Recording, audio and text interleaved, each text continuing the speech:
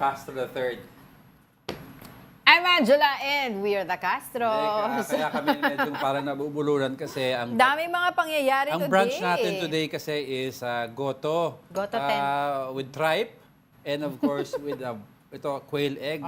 And maraming calamansi and chicharon on top. Mainit-init pa. Inunahan na namin. Binabagay namin ang goto kasi sa mga issue na pag-uusapan natin today. Ang dami, no? Everyday As in, naman. Kagabi, nag-start yung declaration ng South Korea, ng martial law. Yung Pero wala, presidente. cancel na. Binawi na nila dahil nga doon sa... Congress. Mamaya pag-usapan natin yan. Tapos yung chismis sa... Impeachment. Chismis hindi chismis yun, balita yun. Ito chismis dun sa sa showbiz naman. Ang daming mga Anong sa showbiz? Hindi mo alam yung sa showbiz, yung kay Maris Racal and Anthony Jennings. Nakita ko lang din kanina eh. So I had to read para Tigilan natin. Alam mo, tigilan medyo natin ng updated mga tayo. chismis na yan. Ang dami ng wala din ako alam nung una. Oo. Tapos syempre yung rice. 'Di ba? Usapin ng rice, maraming nasasayang na rice. Mamaya isa-isahin natin yan. Ano ba yung magiging number 1 natin Okay, we're today? serving you news in a countdown. All that before your second cup of coffee. This is Brunch.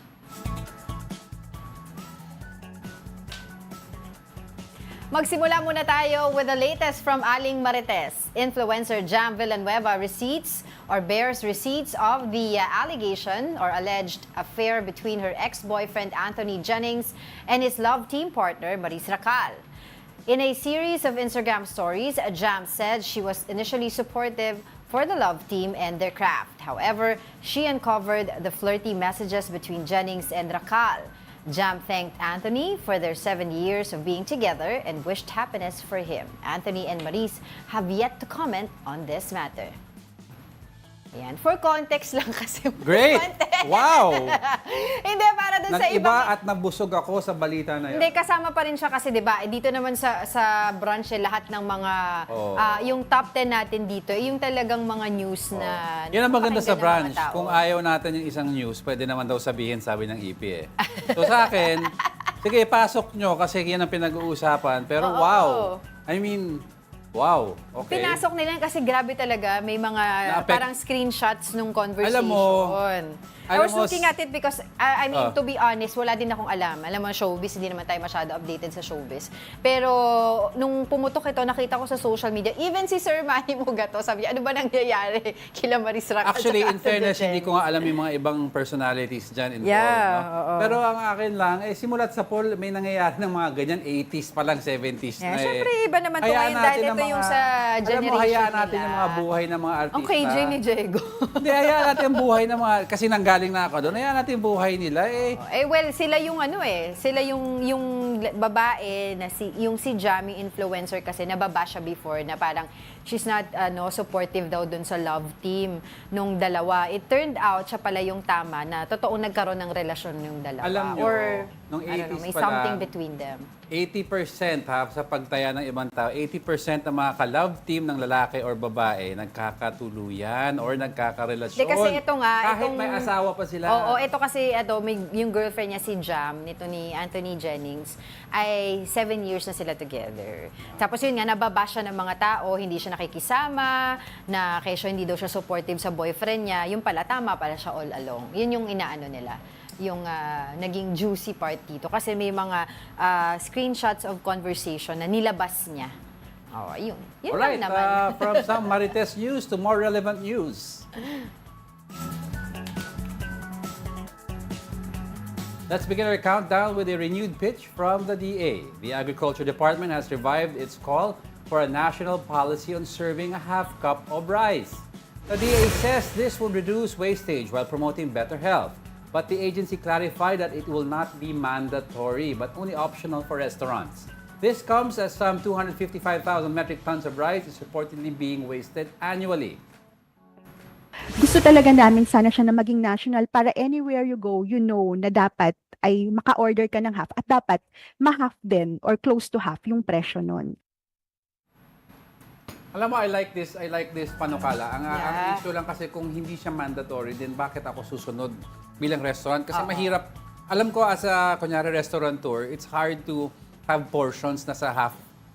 Pero siguro, if you cannot make it mandatory, the best na gawin ng government is may incentives sa mga restaurants or special concessions or marketing display sa mga websites if they follow the half-cup rice policy. Alam mo, may mga ibang mga restaurants na in different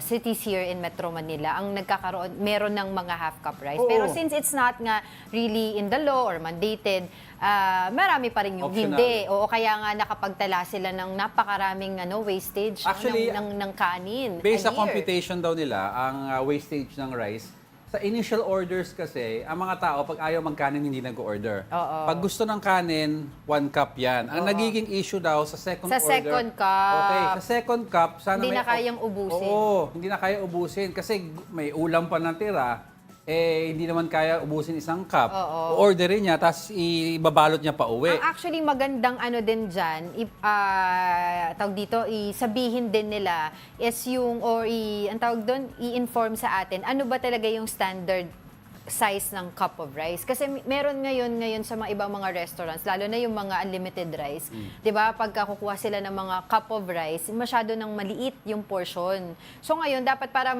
malaman din natin ano ba yung tamang cup of rice. Tapos doon tayo magbase. The right cup of rice is 180 grams to 225. Yes, we know that. It's just that yung per restaurant or per establishment. No, I'm saying the real standard, international standard when you serve should follow the 180 to 225 gram cup of rice. May ibang restaurant kasi, either they give you smaller kasi unli sila. Pag hindi unli, minsan mas malaki pa. Diba? So, yun. Number one, we should standardize it na officially. That's what I'm saying. That's what I'm trying to say. Standardize na Sungit yung... nito. No, I'm just telling you, yun yung dapat gawin ng mga restaurant ngayon. Or kung ito nga, imamandate ng DA, bigyan ng standard cup of rice, size ng cup of rice, yung mga restaurant, para alam natin kung saan Well, manggagaling. kung di dapat, pag sinabi mo 1 cup, di sundan nyo, ano ba ang cup? 225 grams. O, yun na nga eh. Kasi may Napakasimple ibang... No, because kasi nga, I'm telling you, there are restaurants like yung mga buffet Oh, or yung mga... wag hindi ka pala ma-high buffet, blood. yung Wag mga ka ma-high unlimited blood. rice, meron sila yung mga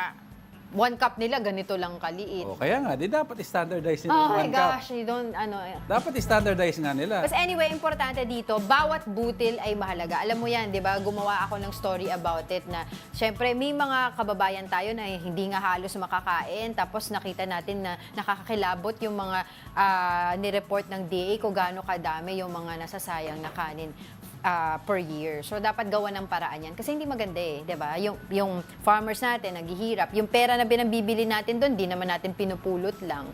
Tapos yun nga, may ibang mga kababayan tayo na halos wala nga makain, tapos tayo nagsasayang tayo ng dahil busog na tayo or dahil wala na, di ba? Yung ganun. So, alright, sige, let's continue with our countdown. Placing at the 9th spot is Rufa May Quinto. The comedian actress cleared her name after she was linked to a scam issue. In a statement, Rufa May denied the accusations of being connected to any fraudulent activities. She insisted that she was also a victim of Dermacare Beyond Skincare Solutions. Her lawyer also confirmed that she has a standing arrest warrant for being a brand ambassador of the company. They insisted that Rufa May will face these charges and provide evidence against Dermacare before the court. Before this, actress Neri Naig Miranda was detained for her involvement with Dermacare. Medyo lumalawak yung mga several personalities na na-involve dito sa yung Dermacare na yan, yung investment scam. Pero dito, ang pagkakaiba nung kay Rufa May at saka kay Neri Naig, sinasabi niya talaga na siya ay talagang endorser lang. Meron nga daw siyang, ang tawag doon, hindi pa daw siya bayad. Tapos meron daw inisyu sa kanyang cheque na tumalbog. So, tsaka yung kaso na sinampa sa kanya, bailable naman. Compared doon kay Neri Naig na, yun nga, staffa. Hindi siya pwedeng mag-bail. Actually, may similar case dito sa US with sila Steph Curry and other international NBA players that endorsed a Anong company? cryptocurrency company. And they were endorsers. And then, nagkaroon ng issue, parang scammers pala yung grupo na yon, pero na-endorse ng mga NBA players. But buti na lang, the players had a contract to show them that this was merely an endorsement. If ever daw may issue sila, the issue was for not thoroughly vetting yung company na nag-offer sa kanila kung legit ba o hindi. So parang ito lang, si Rufa May was just merely an endorser na umaasa in good faith na babayaran siya to endorse a legal company. Na-strike siya 2 beses, hindi siya bayad. Number 2, hindi pala legit ang company. Oo. Pero supposedly, no, base dun sa mga nakikita natin ng mga report, nababasa natin yung report, yung may-ari, allegedly nitong Dermacare Solution ay wala na dito sa Pilipinas. So, kaya nga sinasabi nung kampo ni Nery Miranda, victim lang din daw siya. Like So, Rufa May si Rufa siguro. May, sabi niya handa naman daw siya harapin lahat ng mga accusations sa kanya. Alam ko, sa isang report din yesterday, nabasa ko, yung lumitaw din yung pangalan ni former Senator Manny Pacquiao eh. Pero wala pang Endorser lang update siguro dun eh. lahat yan. Wala pa. Alright, let's move on to the next. On our top 8, Marawi Vice Mayor Anwar Abdul Rauf was arrested for murder and attempted murder cases. This is in connection to the 2013 incident in Caloocan City, where an armed group clashed with NBI agents during a search warrant operation. The shooting led to the death of Latif Sultan. NBI alleged that Abdul Rauf was the mastermind behind the clash. They also noted that the suspect's real name is Anwar Abedin Romuros, and he added another surname to evade authorities. Sa tinalang po ako magsasalita. No-comment po ako.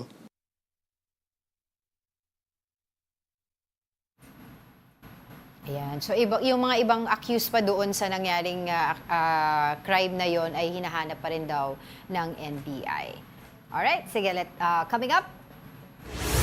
Where is Harry Roque? The Immigration Bureau said the former presidential spokesperson left the country through illegal means. And why are some lawmakers expressing reservations about the impeachment complaints against Vice President Sara Duterte? We're just getting started, mga kapatid. More of our top 10 news and brunch returns. Keep it here on One News.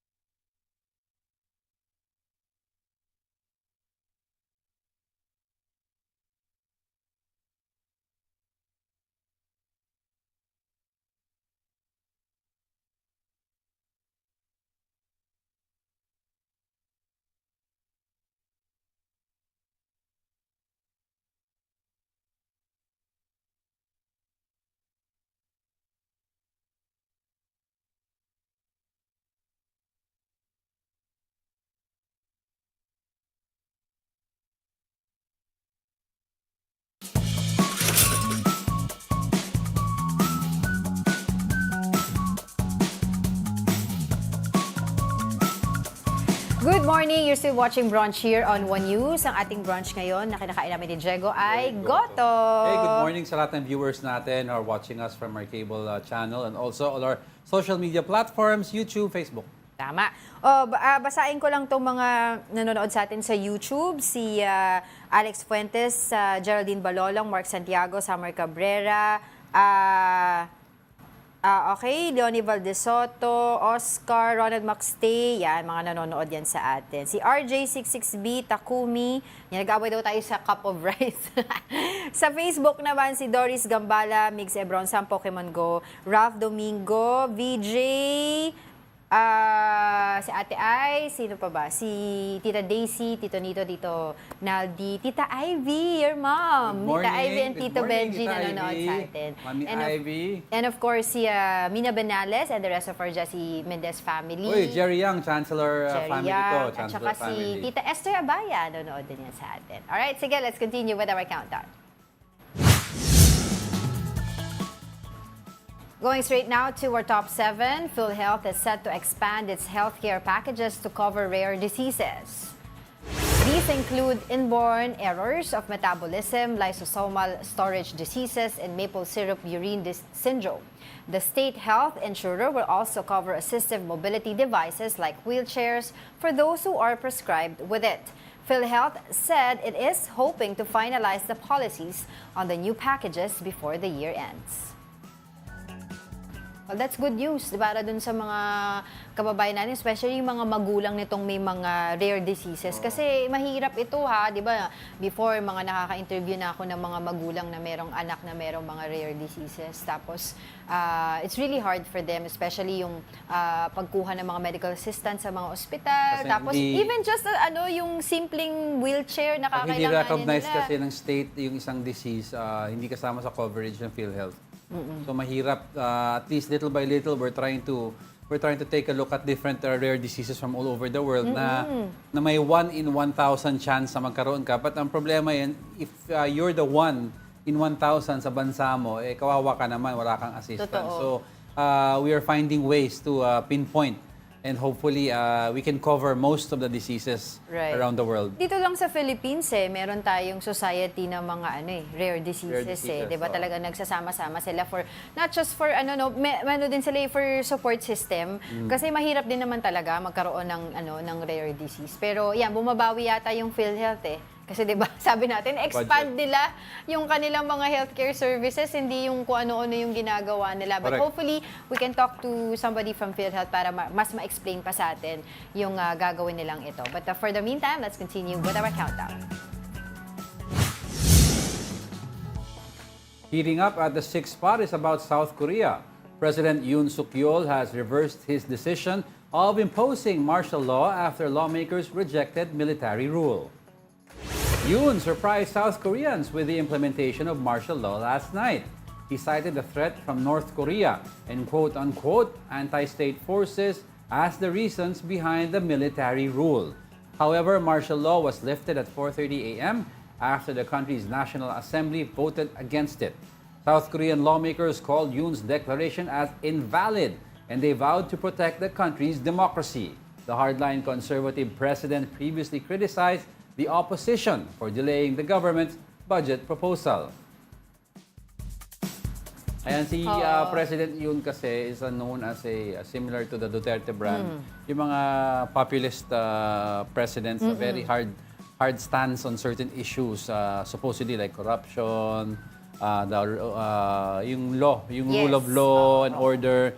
And then, ang claim niya kasi is may mga conspirators daw within the South Korean government that are conspiring with North Korean.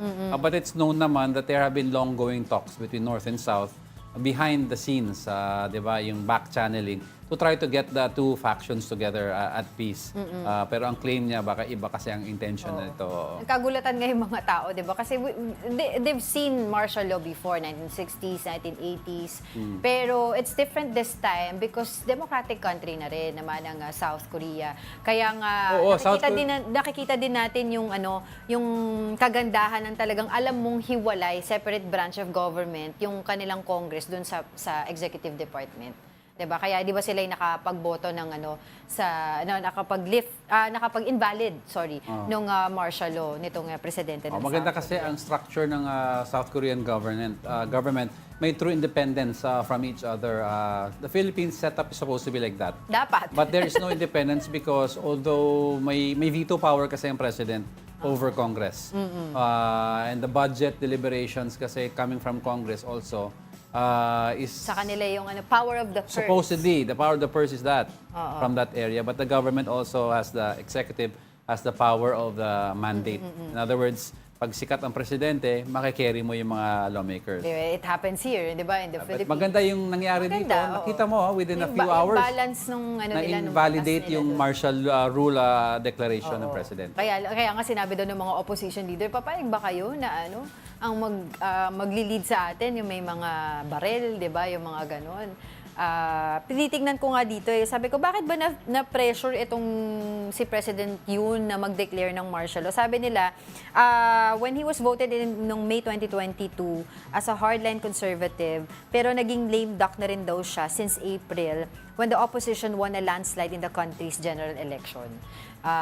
Tapos sinasabi nga din nila na ang tawag dito, hindi pa dito nagtatapos yung laban nila ng mga opposition kasi they are saying na i-impeach nila itong presidente. For context kasi, lame duck supposedly si Yoon, but with the declaration of martial law, in essence, you are invalidating or you're rescinding the power of Congress. Yes. You're rescinding the power, you're removing the power of the courts temporarily, justifiably dapat, and you have total control. In other words, you have martial rule over the state. Like sa mga English, yung mga pre-democratic England, when you say martial, ikaw yung marshal ng area, ikaw ang final decision sa lahat ng bagay. So yan supposedly ang gusto sana ni Yoon, temporarily where he can arrest people without the courts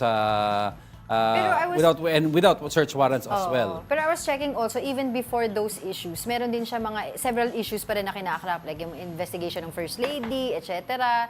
Kaya marami na rin siyang issues beforehand. Kaya yung mga detractors na yung opposition talaga sinasabi, hindi dito nagtatapos yung laban. Baka ma-impeach nila itong presidente nila sa South Korea. Abangan natin yung developing story Ang nila. bilis, less than 3 hours, so within 3 hours, tapos, diba? Alright, sige, let's continue with our countdown. Placing at the 5th spot is the Armed Forces of the Philippines. House Speaker Martin Romualdez assured AFP of full budget support under the Marcos administration. He said this during a courtesy call with 17 generals and senior flag officers of the Army. Romualdez highlighted the need to expedite the implementation of programs that will uplift the soldiers' morale. He also expressed support for the Army's proposed 350 peso daily allowance for soldiers. Paano mo gustong tanggapin tong balita na to? Bakit? Okay naman yung Okay support. naman nga, pero parang ito din kasi in line or right after, di ba may mga bali-balita at saka nagsalita si President Duterte, parang encouraging yung mga AFP, di ba, na wag nga sumuporta sa administration. Pero ito, pinapakita nila na solid, di ba, ang support ng AFP sa administrasyon. In modern day era politics, only twice lang naman nag-defect ng military from yung mandate niya to protect the Constitution and the President. Which is Not the during our Constitution. martial law. First was, martial law naman was a legal order of President Marcos. It's just that na-extend ng sobra.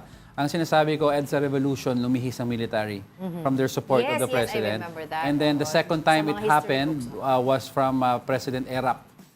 When the military also withdrew support from the president. So it's very rare that it happens. But when it happens kasi talagang wala ng trust and confidence supposedly ang tao and the military from the current ruler. So that's why they do that. But otherwise, pag wala naman issues, they will uphold yung Constitution. Pero di ba laging sinasabi, even yun nga yung after nung statement ni former President Rodrigo Duterte, sinabi ng AFP chief natin si General Romeo Bronner, di ba? We are loyal to the country, sa Constitution, hindi sa kung sino yung nakaupo. Kaya in modern day politics, hindi mo na makikita yung military na kikisaw-saw eh.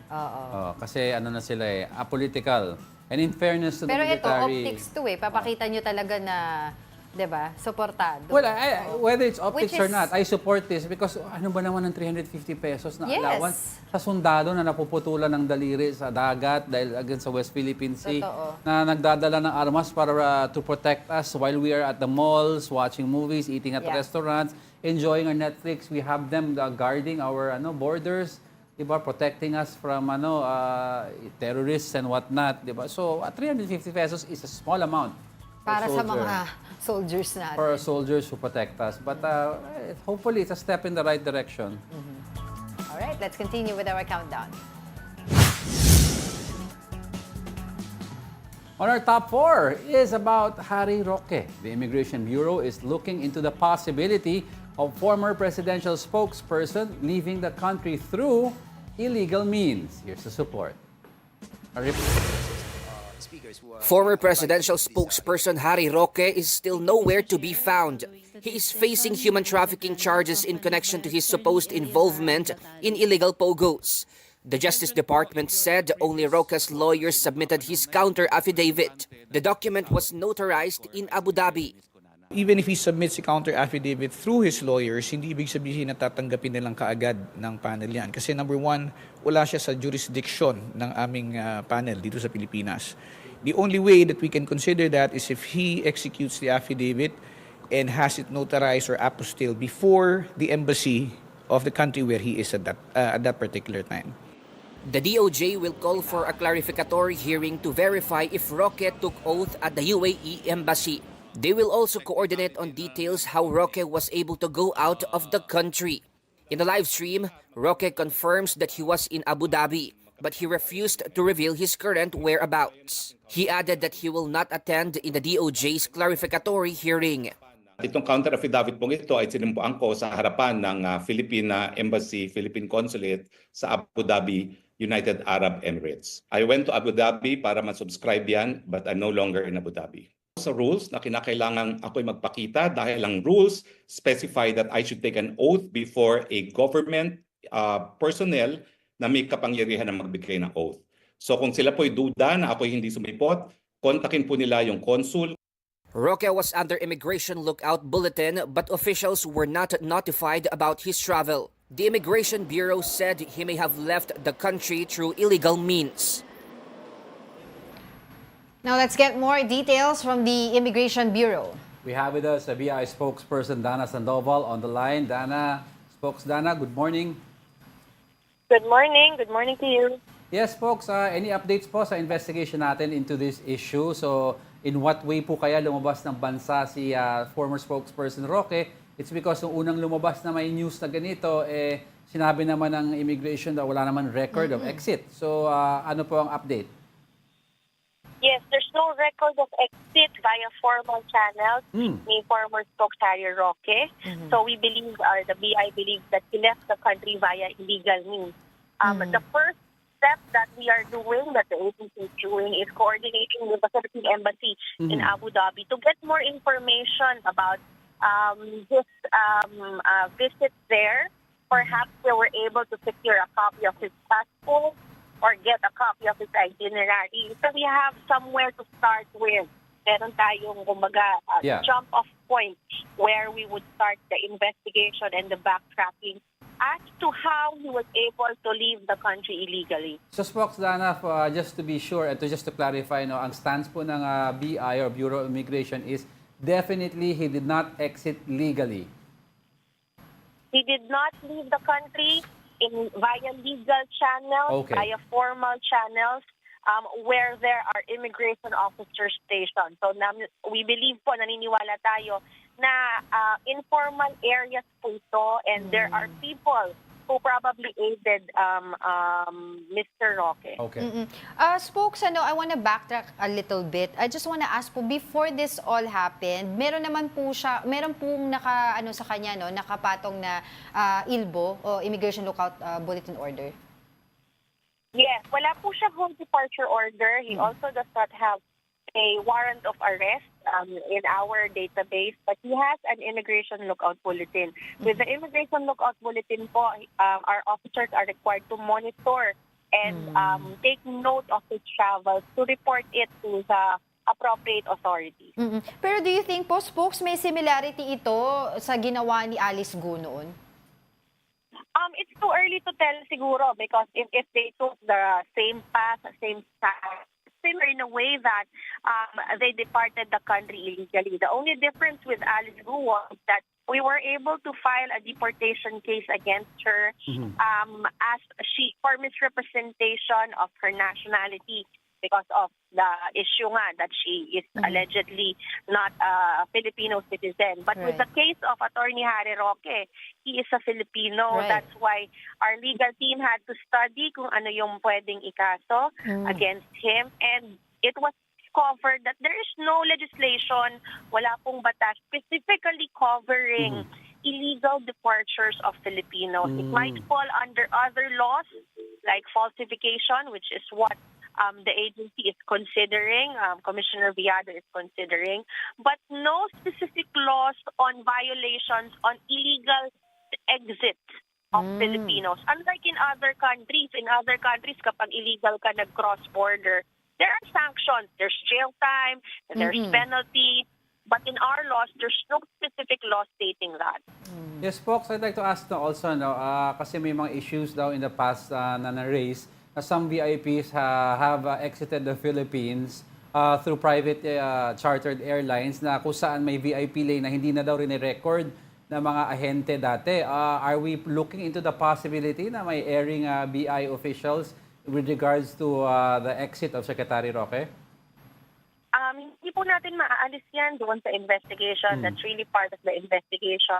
But sa ngayon, in the initial findings that we have, wala po tayong, kumbaga, indicator that any immigration officer or personnel are involved in his illegal departure. Oo. Pero take this opportunity na rin po, Miss Dana, no, spokes dito dun sa I remember when President Bongbong Marcos said heads will roll, no, nung nangyari nga dito kay Alice Go. What's happening na po? Can you give us an update doon po sa investigation regarding this? Yes, nag-coordinate po tayo informally and formally doon po sa mga other immigration agencies kung saan po dumaan si former Mayor Alice Guo. We were able to secure information, clear information from the Singapore government, but we have not yet received information from Indonesia and Malaysia. The difficulty that we face is that there was a change in leadership. Also, in Indonesia and in Malaysia, for reasons that I am not privy about, but maybe related to what is happening. So, yun po ang inaantay natin ngayon, the confirmation on the travel history na dumaan po sa kanila. Right. But are we preparing to file cases against these people na mapatunayan na involved? Yes, definitely po. Since this attempt or itong mga ginawa na ito is clearly a security issue, we are coordinating appropriate cases against them. Yes, folks. So you said there's no really specific law that says it is illegal to leave the Philippines through back channels, no? But if in the meantime, until we're not crafting actual laws, ano po ang pwedeng gawin natin in issues like this na wala naman whole departure order on a certain person pero person of interest naman? Yung sa open, yung immigration lookout bulletin talaga, yung for persons of interest. But I think it's very important, and that's what we're doing right now also, is to coordinate with local law enforcement agencies because like private airstrips, private bay areas, yung mga sa loob ng mga resorts and everything, are not covered by immigration. And hindi po ito na monitor ng immigration and hindi ito covered ng immigration. I'd like to touch up. Yes, sorry, I'm sorry. Yes. I'd like to touch up on that. You mentioned the private airstrips are not covered by immigration. So if lalabas po ang isang Pilipino on yung private hangar niya, walang need to file or present yung passport upon leaving? There is a need po, but it's not manned rather by immigration, Okay. permanently manned by immigration. So halimbawa, there's a private airstrip and then an aircraft is moving, they would have to make representations with the immigration and other government agencies Okay. like the permits for the aircraft and all before flying out. But the thing is, if they don't, then the people will not know. The Yes. enforcers will not So, know. kumbaga, That's why it's important that on Yeah, the ground, kasi Aha. inaasahan mo that they will be reporting their Yes. honesty. But Yeah. on the ground, there has to be monitoring kumbaga, also. spokes, parang sinasabi nyo, voluntary na lang. Yes, yes. You cannot rely on people to do that. Of course, there still needs to be monitoring to cross-check ba if they are following the regulations. Upon your investigation po, meron na po ba tayong idea kung nasaan po talaga si former Secretary Harry Roque? Too early to tell pa po. We have received some information about his whereabouts from mga nakakita po sa kanya, witnesses, but it's too early to tell. Sisimulan po natin yung investigation with the information from the Abu Dhabi Embassy. Alright. On that note, maraming salamat po sa inyong oras, BI spokesperson Dana Sandoval. Anytime po. Salamat and good morning. Thank you. Ako, another immigration issue. Heads will roll ba again? So, ito pala yung sinasabi ni spokes Dana ba? Dana? Dana. Dana. Sandoval. Hindi, yung pronunciation, Dana o Dana. Baka mali ako, sabi mo Dana kanina. Anyway, nawala ako.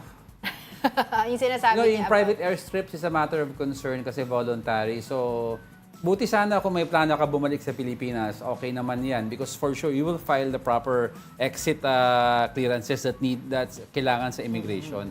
Pero kung tatakas ka and you have an access to, like nangyari sa Parmali, to private jets or hangars, hindi ka na magka-file, aalis ka na. Kasi no BI daw, sabi ni spokesperson, wala nagmaman immigration if you're going to fly via private hangars. Kaya nga sinasabi nung iba, 'di ba, sa ordinaryong tao napakahigpit ng immigration natin, pero pag sa mga VIP daw ganun-ganun na lang kadali umalis. Pero yun nga, let's see. Diba kasi sabi nila, tinanong ko rin yun dun sa nangyayaring investigation regarding yung exit naman ni Alice Go. Kasi this is not the first time, I'm sure, na may mga gumagawa nito. Pero nasaan nga si former Secretary Harry Roque? May kinoconnect sila doon sa UAE kasi daw may mga properties din doon si Michael Yang, and we all know naman who Michael Yang is, political advisor ni Pangulong Rodrigo Duterte. Political advisor. Diba? So, baka daw nandoon, we don't know. Let's see. Okay. Don't go away. We're not done yet. May dalawa pa tayo. Stay with us.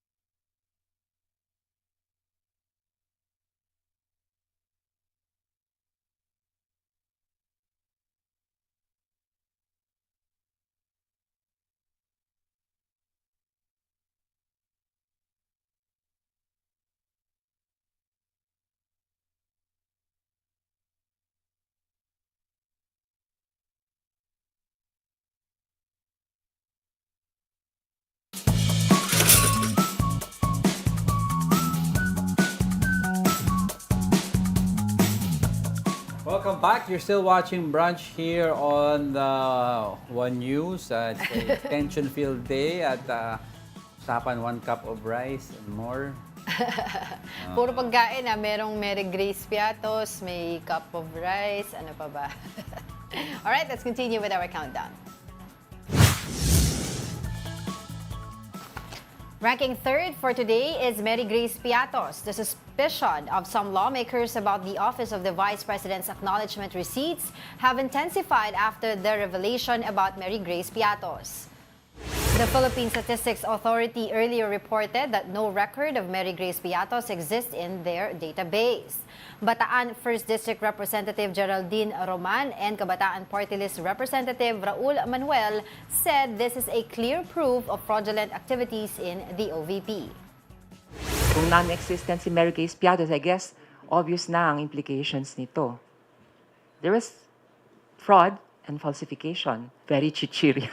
Ano ang pinapakita nito? Na ang mga opisyal sa Office of the Vice President, led by no other than Sara Duterte, ay nag-imbento ng mga resibo para madepensahan yung hindi tamang paggamit ng confidential funds. Lawmakers added that the recent revelation about Piatos can be a ground for technical malversation. House Assistant Majority Leader Representative Jude Asidre said the OVP cannot say that Mary Grace Piatos is just a code name for someone involved in confidential expenses. Klaro po ang guidelines sa joint circular sa paggamit ng confidential funds. Ang reports po lahat yun confidential.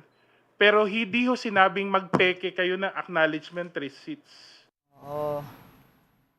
Yun nga yung tamang-tama yan yung sinabi ni Congressman Asidre kasi meron din statement si Senator Bato de la Rosa in one of his interviews. Sabi niya, what's the use of confidential funds if you will divulge where you're spending? Wala naman kasi absolute power to spend money the way you want without a form of accountability. Yeah. Malinaw ang guidelines dito naman. Although hindi ka ila-line item or specific kung ano yung paggagastusan mo ng confidential funds. Pero meron din guidelines na hindi nasunod. But may accountability, diba? Plus, I like also yung sinabi ni Congresswoman Geraldine Roman na sinabi, klaro, ang word na ginamit niya, it's clear kung ano nangyari. Although we have yet to prove if VP Sara is directly involved or nangyari sa office niya. Just the same, the buck stops at her office. Money was misappropriated supposedly under her watch. So meron accountability which are at the very least grounds for impeachment. Whether may liability siya under criminal law, let's wait to see ano yung updates on this. Pero Mary Grace Piatos. They have yet to see also other acknowledgement receipts na sinasabi nga nila, nakita nila na mga initials, tapos meron din mga pare-parehas yung ink, pare-parehas yung pagkakasulat, tapos yung nag-handle ng mga confidential funds. Di ba pinag-usapan yung ibang chichirya names? Security. Oo, hindi ang dapat nag-handle ng mga ganito ay yung mga special disbursing officer, di ba? Alright, sige, let's continue with our countdown. On our top two, the Commission on Audit finds that the confidential funds of the Office of the Vice President amounted to more than 300 million pesos in 2023. This is threefold from the 125 million peso confidential fund that the OVP spent within 11 days in 2022. Aside from the confidential expenses, COA report found that OVP's travel expenses also increased last year. Although the OVP shelled out more assistance, there were deficiencies due to the lack of guidelines and procedures. So yan, malinaw, may deficiencies in following procedures. At the very least, hindi ka sumunod sa procedure on how to disburse money. If you are working in a private corporation, that could be grounds for termination. Yes, oo. Tapos nakita nga nila dun sa mga travel niya, 3 dun ata, if I'm not mistaken, from abroad and the rest here. Kasama, of course, yung mga staff niya, yung kanyang security. Yeah. Oo, sige. Pag-usapan pa natin yan. But let's continue with our countdown. Remaining on the top spot are the impeachment complaints against Vice President Sara Duterte. The Makabayan bloc is expected to file their impeachment complaint against the Vice President. However, does the Congress have enough time to possibly pass this to the Senate? Here's a report. After Akbayan endorsed a civic-led impeachment complaint against Vice President Sara Duterte, Makabayan Bloc will file their version of the impeachment raps versus the Vice President. They claim that 50 signatories will join them in filing their complaint. Malaking red flag na sa atin na unang half year pa lang niya, doon pa lang, di ba ni-request na niya yung 125 million pesos na confidential funds na nagastos in 11 days. So naupo siya, gumawa ng mali, kung hindi naman na dapat pang magtagal, edi dapat nang matanggal. However, does the Congress have enough time to tackle the complaints? A verified complaint needs to have the support of the 1/3 of the 307 lawmakers in the House before it can proceed to the Senate. The House Speaker's office has 10 session days to include the complaint in the order of business and refer it to the Committee on Justice. The committee has 60 session days to pass a report and recommendation to the plenary. Bataan First District Representative Geraldine Roman cast her reservations about the progress of the impeachment complaints. The Justice Corona, that took approximately around 4 months and a half. So the question is, ano ba? Ano bang break natin? December 21. Mababato na kaya yan sa Justice Committee. Tapos if we start by January, tapos magbe-break kami ng bandang Febrero, magre-resume kami dahil election year. Bandang Mayo na o kailan pa.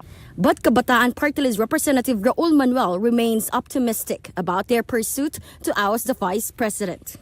Merong time pa before the campaign period kasi ang session ng Congress magre-resume po siya by January 13 after nung holiday break. So ibig sabihin may ganong panahon pa para sa mga senador na upuan din talaga ang impeachment complaint na ipo-forward ng Kamara, assuming nga na ayun, susulong siya.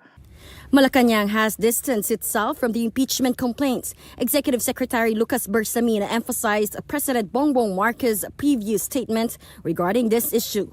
Marcos said an impeachment complaint against his former running mate is not beneficial to the public right now. The statement of the President is unambiguous na wala kaming kinalaman dyan. And we are not going to encourage that.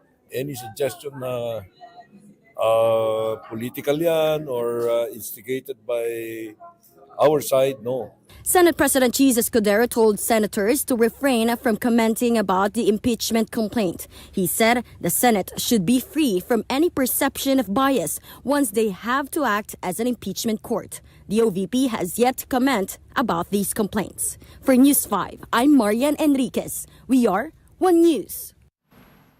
Now let's talk more about this issue. We have UP Political Science Professor Jean Franco on the line. Good morning, Prof. Thank you for joining us. Hi, good morning. Good morning. Good morning to the listeners and the viewers.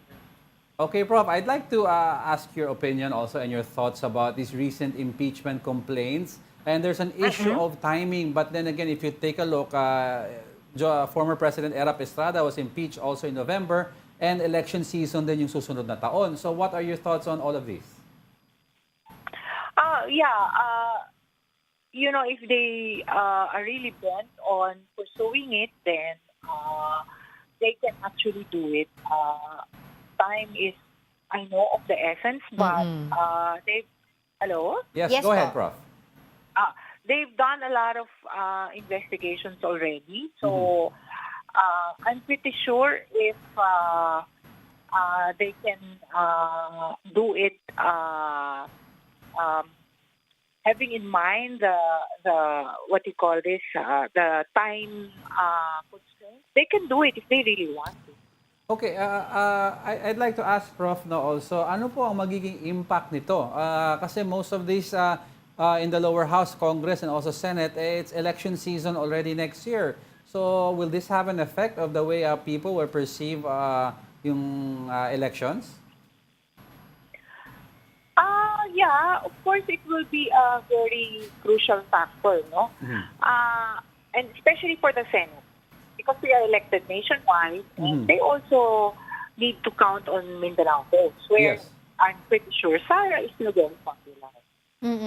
Prof, kahapon kapanayam namin si former Senator Laila De Lima at sinabi niya kung timing lang naman daw ang pag-uusapan, meron din naman other ways para hindi na maging issue yung timing, which is yung oras sa which is yung third way na sinasabi niya na i-endorse na lang ng 1/3 of the Congress. Exactly, 1/3. Oh, yun nangyari. Oo, 'di ba? Pero do you think kapag ito ay napasa na sa Senate, meron bang strength in numbers doon? Kasi we know, 'di ba, there are certain allies of the Dutertes there already. Yes, the allies and also some who may be soft on Sara.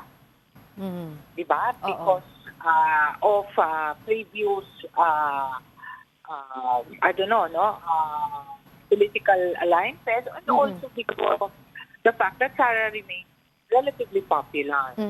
Yun yung pwede. But then, let us see how Sara's approval rate and trust ratings would fare after all these investigations in the past 3 weeks and her behavior and statement. Because, and also especially during the impeachment, when the Senate states her support during the impeachment process, then it will still affect public opinion. And depending on the public opinion, senators will still be able to think about how to vote. Prof, ang sinasabi po ng ibang mga legal and political experts, ang magiging problema dito, if ever hindi umusad itong impeachment complaint na to, ay merong at least 1-year immunity yung kanilang hinahabla o yung pinagfa-file nilang impeachment complaint, which is not good. Pero sabi nila, kaya daw dapat hindi daw muna ngayon yung pag-file ng mga impeachment complaints against VP Sara.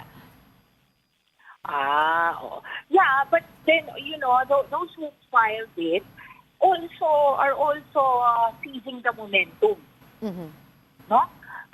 Because they fear that this might get buried once it's not anymore talked about. That's why they filed it, and they have their reasons, of course, no? But they're seizing the momentum. Prof, do you think po ba due to the recent pronouncement nga po few days ago ni Pangulong Bongbong Marcos na sinasabihan apparently yung Congress na unimportant naman itong impeachment complaint na to, let's move forward, gawin natin yung trabaho. Do you think this would affect yung decision ng mga congressman pagdating nga dito sa pagboto or pag-check, pagpasa ng impeachment complaint sa Senate? Yes, of course, dahil may ganung statement si President, no? Pero, alam mo, for those who were very gung-ho in the investigations, they think thrice siguro again. Kasi parang they came out very strongly against Sara and then they will not vote to impeach. Parang, where's the closure in that? Prof, wala pa po kaming naririnig na pahayag or any statement coming from the Office of the Vice President. Sa ganitong mga nangyayari sa kanya, ano yung mga dapat niyang gawin? I'm pretty sure she is already talking to her lawyers and to her allies, no? To seek advice on how to move forward given these developments. She must have expected this already, I think. No? Alright, sige. Maraming salamat po sa inyong oras. That was UP Political Science Professor Jean Franco. Thank you so much. Yan. Mukhang tama yung sinasabi ni Prof. I'm sure that's why there's silence. She's talking to her lawyers already and anything that she utters kasi baka idagdag sa or i-amend sa impeachment complaint niya, which will make articles na which will make matters worse for the Vice President, di ba? Pero meron tayong gustong i-update lang din sa ating mga Brunchy, sa ating mga kapatid, na dahil meron naman daw panibagong insidente sa West Philippine Sea, no? Nakalagay, PCG reports new incident of Chinese vessel firing water cannons at the Philippine ship in the West Philippine Sea. Yan, nakikita po natin sa ating sa video. No? It happened during routine patrol near Bajo de Masinloc this morning. Pangalan ng boat natin is Datu Pagbuwaya. And Chinese Coast Guard vessel na fired water cannons at this. This is the video, no? This is the video of what happened. Of course, this just happened a while ago. I don't know when. Happened during the routine patrol morning. This morning. Diyan sa Bajo de Masinloc. This is on top of what happened mga few days ago, yung harassment ng Philippine Liberation Army na helicopter. yung dun sa mga mangingisda natin doon. At ito po, what you're seeing right now on your TV screen is the reported new incident of Chinese vessel firing water cannon at our Philippine ship in the West And definitely we'll have Philippines. updates as this story progresses along the way. Abangan nyo yun, mga reports natin on One News and on our other programs as well. Oo. Kasi dyan sa may Bajo de Masinloc, laging of course may mga routine patrol na ginagawa yung mga Coast Guard natin dyan. Diba? To make sure, let's say for example, kung may mangingisda o may dadaan, nakikita din natin. Pero yun nga, nakita naman natin gano'ng kalaki yung Chinese Coast Guard na bumabato ng tubig. And hindi pa natin nakikita kung ano yung sa perspective ng mga kababayan natin na nakasakay dyan sa barko ng Pilipinas, no, ng Coast Guard. Kasi the last time, if you can remember, Diego, di ba, may pinakita silang video na habang binabato ng water cannon ng Chinese Coast Guard yung barko ng Pilipinas, maririnig mo yung mga Coast Guard natin dun sa loob, di ba? Tama na, please, Lord, tama na. Naririnig ko yun. And if habang pinag-uusapan natin yun, nakikilabutan ako. Siyempre, natatakot ako for the safety of our countrymen. Pero ito, ganyan na naman yung nangyayari. Hindi natin alam yung iba pa mga detalye, di ba? Kung ilan yung nakasakay dyan. Ngayon sa, ano nga ulit pangalan nung barko natin dyan? Datu Pagbuaya. Pagbuaya. Anyway, as this story develops, abangan na lang nila on our news programs. But for the meantime, thank you very much for joining us this Wednesday morning for another episode of Brunch. It was a pleasure to have interacted with all our viewers. Yan. That wraps up. Ayan, Tapos na ba yun? Join us again tomorrow. I'm Angela Lagunsad Castro. He is Angelo Castro III. We're One News, all sides, all the time.